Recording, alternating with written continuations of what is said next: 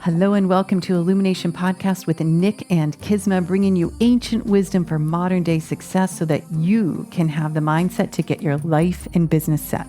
As always, thank you for tuning in. And if you're new to the podcast, take a quick second to hit the subscribe button in iTunes, SoundCloud, or Stitcher. If you want to get the inside info for this and every episode, as well as some free gifts, go to illuminationacademy.net/podcasts. And now let's dive in to get your mindset for your life and business set.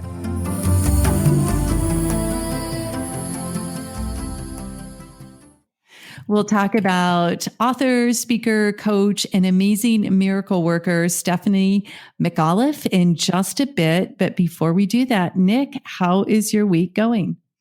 Well, it's turned around. It's turned around. What does that mean? It's Monday, so I guess it's like we're getting the ground running. No, it's good. I had a good week. I missed you.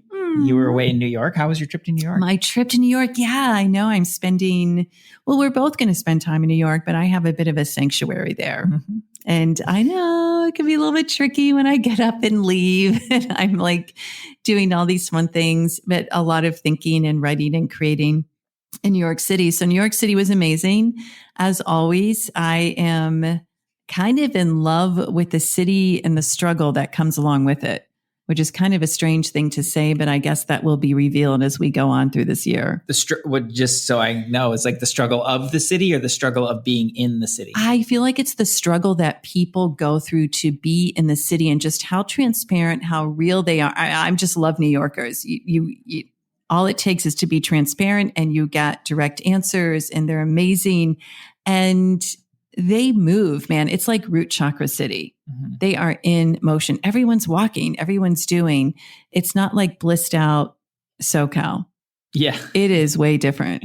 Yeah, it's different. It's a different vibe for sure. I'm excited to spend some time there. Yeah, we'll be going there in a few weeks. So today, this is an exciting episode. Today is an exciting episode.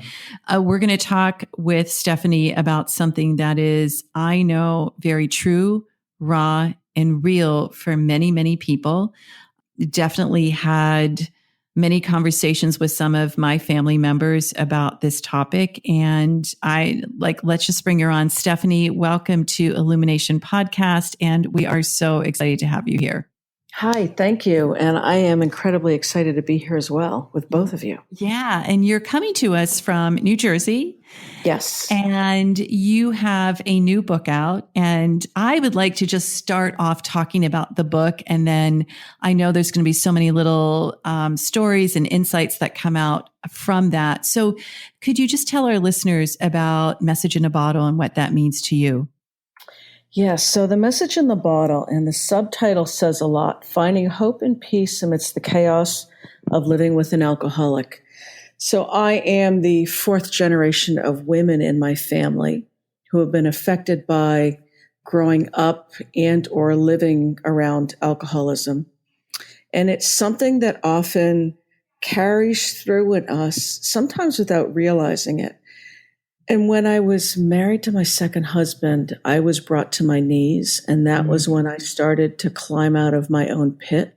Mm-hmm. And I saw how so many people struggle with this on their own. And this book is my gift to people who are trying to work through this on their own. Mm-hmm. And I share many of the tools that I had to hunt for. Mm-hmm. I don't want anyone to ever feel as alone as I did or to have to struggle the way I did to find peace and joy for themselves.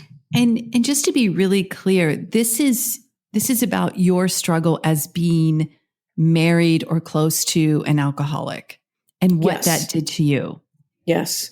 As well as growing up around people who had been affected by alcoholism. And quite often with that comes lack of communication and lack of support. Mm-hmm. There was also abuse that I experienced, and not being able to talk about these things creates a ripple effect that I carried through into my adult life that I tried to ignore, I ran from, until I really came to the point where I couldn't anymore and I had to turn around and face myself. Yeah. And that was when I really began to heal. Well, this is such an important topic, message, share, because we all know there's a great deal of attention and focus on alcoholism, on addiction, on the people that go through this, suffer from this. There's so much out there that is being taught and shared, etc. And it's like the people that have been in those lives, they kind of got bypassed. Does that feel like like that was happening? Like no one really saw what was going on in you, including perhaps yourself? Oh, absolutely. And while I was going through a lot of this, I was also working on Wall Street. And one of the last things I could let anybody see, when I was working on Wall Street, I used to be proud of the statement of, I believed in separation of church and state, because I couldn't let anyone at work know what was happening in my personal life. Because quite often that might mean not getting a project or promotion. I was working in a very stressful job and company. And really, there's such a stigma that's associated with living around this disease as if it's, you've done something wrong yourself. When really all we've done is love someone who has an addiction. Is that stigma from the internal, or was it felt from external sources as well? Oh, both. Internally, because quite often with my second husband, when he would do his thing and his drinking, quite often I didn't want to be around him. And if we were socializing with people, it was embarrassing to me. And then also friends would distance themselves. So it is a real thing that you do become isolated. Yeah. However, if we were to compare this to someone who has cancer, you wouldn't isolate yourself. Now, granted, someone with cancer doesn't often act out and do things because of a substance they're consuming. So there are additional factors. However, I have seen that it is both an internal and an external struggle. And I see that also with the clients that I work with and people I talk to as well. Can you tell me a little bit about the moment that you knew that something needed to change? I ended up in the hospital with my own second heart attack scare, and he did not visit me. I don't think physically or mentally he was capable because of the stage of his alcoholism. But I laid alone in a hospital bed with my BlackBerry in my hand because I was still working on Wall Street and I still had an $85 million program that I was managing. And I know, it's crazy. And I thought to myself, what am I doing? This is either going to kill him or it's going to kill me. And it's time for me to finally choose myself. That took some courage and really vulnerability. Oh, a lot. And I didn't realize how much I had been ignoring or burying until I started to look at it. And I think that's part of the reason why sometimes people don't go there. We try to ignore, we try to deny what's really happening, yet it will continue to follow us almost like Eeyore's shadow or his rain cloud from Winnie the Pooh. It will continue to be behind us. And so we can pretend that we're not living this life or we haven't grown up around this or it hasn't affected us in a myriad of ways, yet it's always there. So it's really turning around and saying, all right, what are the gifts that are here for me? What were the lessons that are here for me to learn? What's been there all along? And how can I take something that has really been hurtful and make it something positive for myself? Right. Those gems of wisdom that always come when we're able to examine the past without blame, without shame, without guilt. I love that.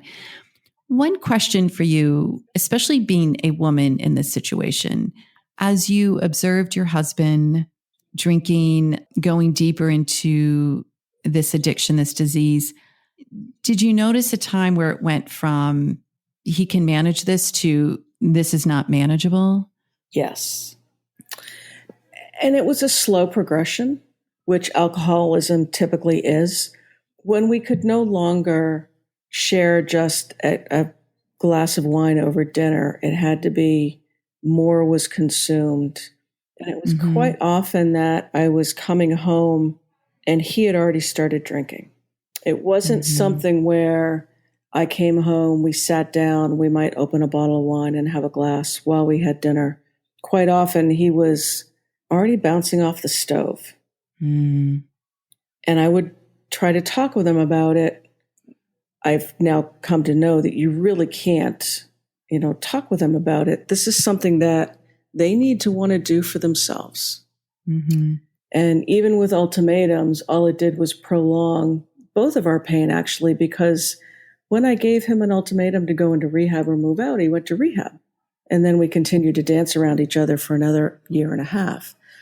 But there did seem to be that moment when he started to have some personal and professional struggles. And that was when he turned more to the bottle.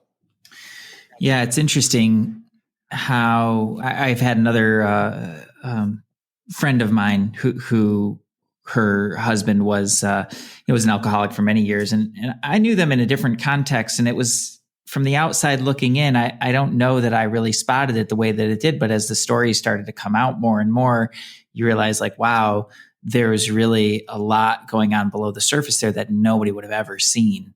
And including the person who was addicted in the situation was really stuck in that. And I to this day, I know that those two are no longer together, but I don't know that person, he's actually changed in the situation. So it's really interesting. I think you make a really good point about that person wanting the change and how absolutely critical that is.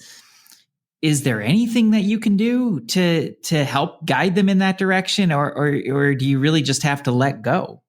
Not enable them. One of the patterns that we get in is because when we're married or we're in a partnership with someone, we want to help them if they're not doing well. Unfortunately, alcoholism and any kind of addiction, it's a very narcissistic disease, and it becomes all about the alcohol or drug of choice. And quite often, and especially I think for those of us who grew up around alcoholism, there is the term codependency, and we get so sucked into, well, if I can do this for them, then they won't want to drink and things will be perfect. And I did that actually with both of my alcoholic husbands. I didn't do it once. I did it twice. It took me a couple times to finally come out of my old pattern. Well, just to be sure, right? Yeah, exactly. Well, and quite often we take on a lot of the same in AA and Al-Anon, they call them isms. And we take on a lot of the same isms that the alcoholic has because we get just as drawn into the disease. We're just not drinking. Right. Can you share a little bit about that? An example of what one of those isms would be? Perfectionism, lack of communication. There's a lot of denial as well with alcoholism. Yeah. Because if I don't want to admit that you can't handle your alcohol and you're not admitting that you can't handle your alcohol, we're just going to put this veneer over everything. Yeah. So it becomes a joint denial. Absolutely. And the denial is really, really thick sometimes. And so I think, Nick, that's why, you didn't see this in your friends. Because first of all, we don't want to admit it to ourselves. We don't want to admit it to our partner. And we certainly don't want to admit it to anybody outside of the four walls that we're living in.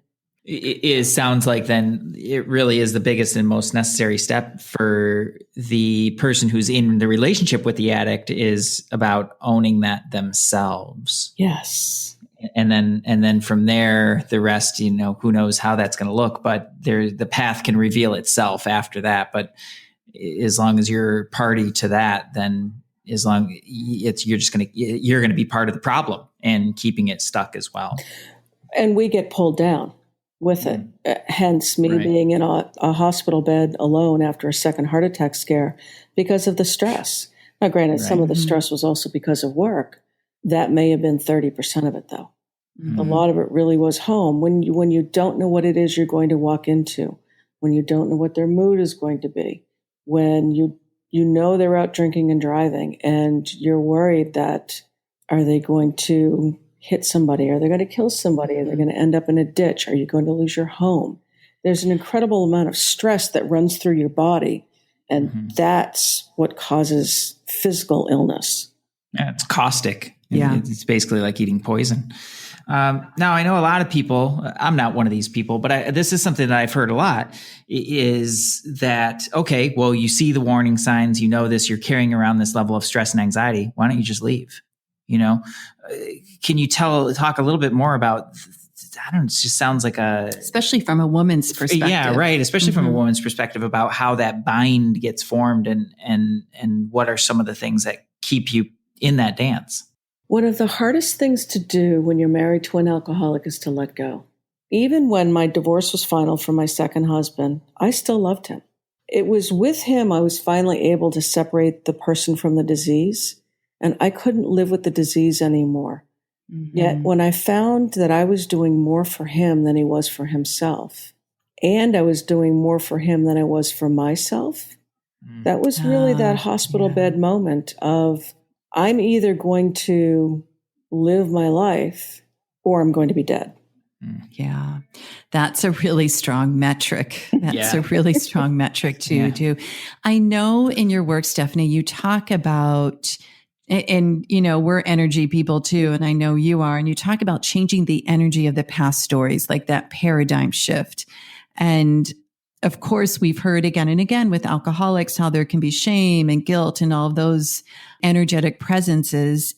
And for the people that live with them, those occur as well. So can you speak a little bit about your work and how you work with women and changing that story? Yes, I would love to. One of the things that I found, and this is even with the alcoholics and those of us who love them, quite often there are demons, struggles, trauma, chaos that come from early childhood that is not resolved. And that is often the reason for diving into numbing our pain. So my jobs had to get bigger and more stressful because once I achieved something, I went on to the next big project, the next big job, because I always needed something else. I looked for things outside of myself to fill an emptiness that I didn't have within. The work that I do with my clients is uncovering some of those old patterns. What we really do is get ourselves into an observer mode and looking at some of the situations, the patterns, getting the things out of our day-to-day lives that keep us from paying attention to what's really going on. It's like being the witness, right? It is. Because when we can bring ourselves into an observer mode, it removes us from the emotions of the situation and it becomes less triggering. Right. And when my clients can look at a situation from that observer mode, it's like you're sitting above it. Yes. And you're looking down on it. Yes. It just changes the whole dynamic. And then you can look at it more objectively and then look at what is the gift that's here for me? I have a client right now I'm working with who has an old pattern of isolation. Well, when she was a child and her father was getting drunk and her mother would go on her rages, isolating herself made her safe. And she carried that pattern into her adult life. Once she saw what it was, she's now walking into family situations, saying what she needs to say from a place of love and respect. She's no longer triggered, and she's not getting pulled back into the old dynamic because her parents have not changed, but she has, and she has a new way of approaching her day-to-day life. Oh my gosh, I love that. I mean, we talk a lot about when we change the energy in us, it changes the energy in a relationship. It changes the energy in the other people that we're communicating with. And so it really does go back to anchor that it will be the work we do on ourselves that is most important. Always. Oh, I love that. Well, you also bring up another really interesting point, I think, around the addictive patterns of the mind. So and there is a multi-layered approach here. I think that's really appropriate because you can clean up the energy all day long and work on people's guilt and shame and all the things around that all day long. And their mind, if it chooses to continue to engage in those same patterns in the same ways, will tend to recreate those things. So it's like there's like a two-step approach to that as far as solving energetically what's going on and getting that part of it cleaned up. And also helping them to find a new way to do that, which I think personally for me, and I'm curious to hear like your experiences about this working with people on the level of the mind and their and addictive patterns and things like that, is like that's really the painstaking part, to make the continual choices. It's not just one yes or that, but it's a yes after yes after yes, or choice after choice after choice to see that pattern through and to really integrate something new. Can you talk a little bit about that in the context of your work? Oh, absolutely. The work that I do with my clients, I call body, mind, and spirit. It is holistic because we need to understand how what we've done has affected us in all aspects of our life. Mm-hmm. Because to your point, if my mind and my heart are in two different places, my mind is always going to win. Yeah. Truth. It's got a lot more training. Well, it does. And this is where our ego is very comfortable with the way it's lived. And we need our ego. We absolutely need our individual self. However, quite often when we are approaching change, we'll feel resistance. And that is our ego coming up saying, you know what? Nope, things are good the way they are. Even though we're unhappy and we're uncomfortable, we know it. Mm-hmm. And there's a familiarity. And it's actually one of the exercises that I have my clients do, because there are worksheets and videos, but there's also energy work for them to do. And it's to actually have a conversation with their ego and name it. And there's other aspects of this work, but you can have a conversation with her or him, however you name her and identify her. Mine is named Cleo. And if you look up the name Cleo, it has a whole specific Greek root. And it's very interesting to look at why we pick the names we do and whatnot. I'm digressing. Totally. And you can say, you know what? I hear you. However, I'm not that 10-year-old girl anymore. And I have a lot more knowledge and wisdom now. Mm-hmm. And I respect you for trying to keep me safe.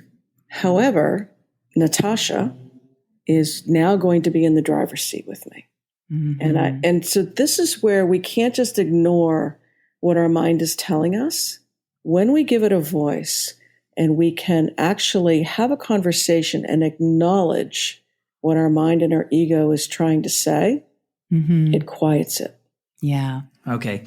Yeah, that's really good. I want to dive a little bit into this just a little bit more, because I think there's a really interesting place here where there's two ends of the spectrum. On the one end of the spectrum, there's the side of just ignore it. Just ignore it. It'll go away. It'll be fine. And then, you get into the happy of it's fine. It's fine. It's fine. The other end of that is where when people do start to listen, and then they get really hooked into that and really stuck in the drama that the mind is creating. So where's that middle ground of being able to really listen, but also not get sucked into the drama of the mind? This is where I have, my clients, and this is all work that I've done myself as well. First of all, we don't do it by ourselves, because this is part of the reason why so many of us get trapped in the old situation, because we're trying to power our way through. And this isn't anything that we can power through. Right. It's also having an acknowledgement of, yes, this is an old pattern. However, I'm creating something new. And as we tap into our heart, we also tap into our intuition. And we can sometimes say, you know what? I don't know where this is going, but that old story is the old story. And this thought may have brought up a feeling. However, if I can let those feelings go, quite often a feeling will flow through us in 15 to 20 seconds and it's gone. Yep. Right. It's a question of what kind of story am I creating around it? When we can get into the place of not creating a story around that feeling and letting it pass, always acknowledging it, it usually leaves. And then it's saying, well, what's the gift here for me? Because if I continue to have the same thing happen to me over and over and over again, this is what the universe will so kindly do for us and give us the same lesson, only slightly different until we finally pay attention. And it's looking at it to say, why do I keep going into this sucky job? Why do I keep having friendships where there's just a lot of drama? Yeah. Why am I bringing these things in? Exactly. And it's one of the other things too, is to look at, I love affirmations. However, I think often an affirmation is a mental exercise. And if our heart isn't believing the affirmation we're saying every day, it's something to look at, well, why isn't this happening? Because again, it's a disconnect between the mind and the heart, and it's getting out of the left side of our brain and tapping more into the right. I love that you said that. I know I have a class on prosperity, and we do certain prosperity commands, but they're designed to be true in terms of how they invoke the divine, etc. Because like you said, affirmations that we're just telling ourselves something that we right now in this moment, we're like, wait, that isn't true. It becomes very confusing. It can fracture the energy. Absolutely. And I think this is where so many of us are used to powering our way through and thinking that a mantra or an affirmation is, I'm living a prosperous and abundant life, full of joy and harmony. Well, if I'm going home every day to an alcoholic, it does not feel that way. No, it doesn't. Got it. And so this is where it's really tapping into, how do I really feel? And sometimes it's taking one small step for ourselves. Because quite often too, I think we're taught to create big goals. And when we're working on something for however long, a few weeks, few months, and it doesn't happen, we can become of the mindset of, oh crap, what's the point? It's never going to work. Right. So all of this work is about getting raw and real. It is. And being able to actually put oneself first. Yes. And as we know from the highest teachings, we've talked about this in our podcast, there is that teaching where the highest form of service is to seek self-realization, the best we can do on this lifetime, this turn around the planet. And so I feel like this is a message for our listeners, for anyone listening out there that might be in the situation that you've described, where it is really time for them to put themselves first. And it is necessary. And it's not just right for the health of the mind, body, spirit. It's karmically right. And it's right for one's partner who might actually be the alcoholic. So if our listeners want to find you and do some of the reclaiming yourself work, how can they reach you, Stephanie? The easiest way is to go to my website, which is stephaniebmcauliffe.com. From there, they can click a link to set up just a free discussion. Let's see where you are and see if we have a connection. And I also have a Facebook group that is for anyone who has lived around alcoholism. Okay, that's great. And your book, Message in a Bottle, we'll make sure that link and your website's on our show notes, but tell us where they can find the book. They can find the book on Amazon.com, Barnes & Noble. There are a number of booksellers. It was just released in paperback, which is very exciting to hold your book in your hands. Are you doing a book tour at all? Are you doing signings or teachings on the book live? It's in the plan. Yes, let's make it happen. Let's make it happen. This is a must. I mean, I think it's so important to have that place where people can leave the shame, leave the fear, and know that they're walking into a safe realm. Yes. And talking to someone who really knows and understands. Like, this is such important work. And I feel like you're just touching the tip of the iceberg. And there's so much more to do for you and for other people that share your story and your work. I think one of the important pieces too, like you just said, it is the safety factor of it. I remember another friend of ours, who had a community and a radio show that was dedicated to addicts. And she had such a difficult time getting people to just step in. She had a ton of listeners, but people to actually step in and feel safe enough to do that, because it would mean owning a certain part of their life and themselves and their choices that they, they were just either afraid of facing that themselves or afraid that somebody else would find out. And I think that's a big part that just keeps it more and more hidden. And it shows up, in the work that I've done with people. To me, it's just, I can't say it's really shocking, but I never fail to be surprised by what people actually have going on below the surface in their lives. And I know for a fact that this is a common problem. So I guess I just want to throw that number one out to the listeners to say, if you're looking for somebody that understands this and can help you to take that next step, you found them, right? You didn't happen here by accident. You found them, a true expert in that. And then, Stephanie, for you, if you could talk a little bit about that, the safety factor of allowing people into that space and knowing that not only are they in good hands, but their secrets are safe within you and within the community. Oh, everything is absolutely confidential, because the only way that we can begin to really trust is when we feel safe. And there's so much trust that is lost in our relationships with our alcoholics, because there, as I said, there is the denial, and it wears away at you, almost like water rushing along a bank. For a while, that the dirt just wears away. One of the other things I wanted to say is over 50% of us have been affected by a loved one's alcohol dependency. The statistics are astounding. For those of us who grew up around alcoholism, we're 3 times more likely to become involved with someone with an addiction. And our children are 4 times more likely to become alcoholics themselves. Wow. Interesting. Talk about the energy being in the realm. Right. And this is the elephant in the room that people don't want to talk about. I even think about the old Dick Van Dyke Show. I'm dating myself a little bit. Where they'd have a party and the drunk would be in the corner with a lampshade on his head. And this is where we try to make fun of something that makes us feel uncomfortable, or we just don't talk about it. And one of the reasons I have, I'm doing the work that I'm doing is because I don't want anyone to ever feel as alone as I did. Yeah. And I consider my experience to be the Bermuda Triangle of experience with this, because I grew up around it. It's in my family. I numbed my own pain for years through drugs and alcohol.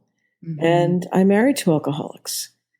So I know about numbing our pain through alcohol, drugs, work, projects. So quick question. How has your family responded to your book, to your work, to your coaching programs? At the long end of my arm. Sorry to hear that. It's very interesting, because I grew up, as many of us did, with the unwritten rule of we don't talk about these things. However, it's beyond me. It's beyond the family, because there's so many people that are out there that need help. Yeah. So that would just be another attachment to your ego if you didn't do this work because of worrying about what your family or anybody thought. That would keep you very small. And it held me back for a while. One of the things that really inspired me was Patrick Kennedy of the Kennedy family. Came out with his book a number of years ago, and I watched an interview with he and his cousin Maria Shriver. And he went through some of the same things. And there are certain family members who still don't want to talk about, or still don't want to, well, first of all, talk about it or talk with him. And it's really a shame when we can't look at this as an opportunity for the whole family to heal. Right. To finally step out of the denial that we've all been living in and just say, you know what? We had some pretty sucky years. How do we want to make it better going forward, rather than, again, denying some of the things that happened or didn't happen? Right. And it's just a question of, do we want to make something better for ourselves collectively as a family and begin to heal this, or not? Right. And that amazingly powerful piece of taking personal responsibility for your part in it as well. Right. Mm-hmm. I think to me, that's one of the biggest parts of the healing process is just that, like you talked about as well, that simple ownership of here's what I did. Mm-hmm. It's not making it all right. It's not saying it's okay. It's just saying, yep, you hear just the facts, right? Just the facts, ma'am. Yeah. Here's what happened. And making amends where we can.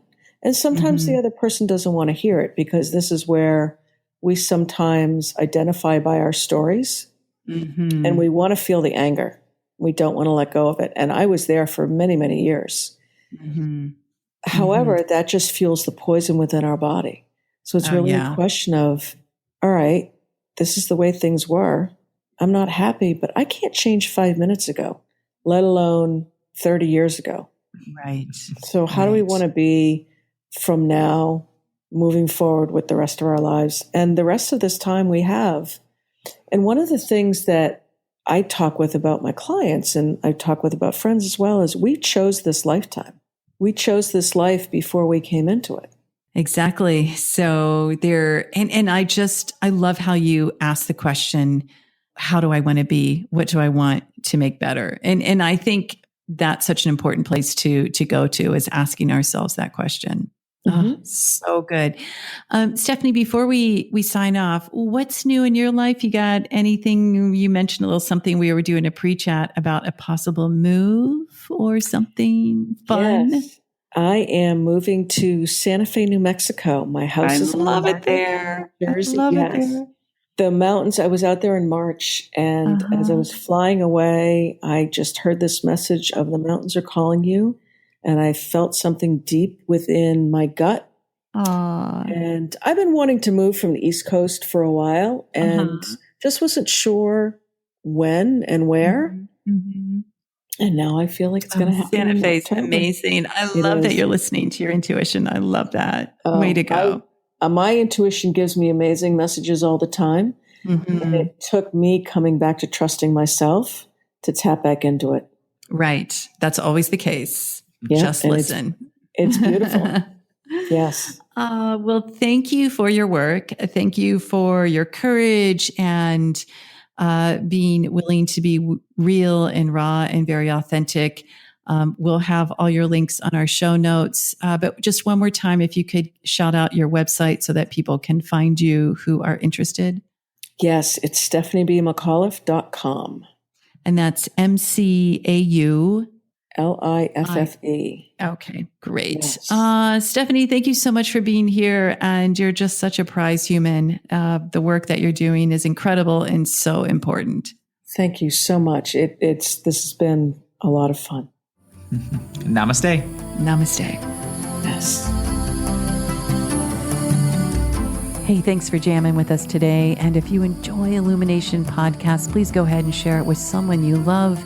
Give us a rating, review, download our podcast. And remember, you can find us at illuminationacademy.net/podcasts. Talk to you soon. Namaste.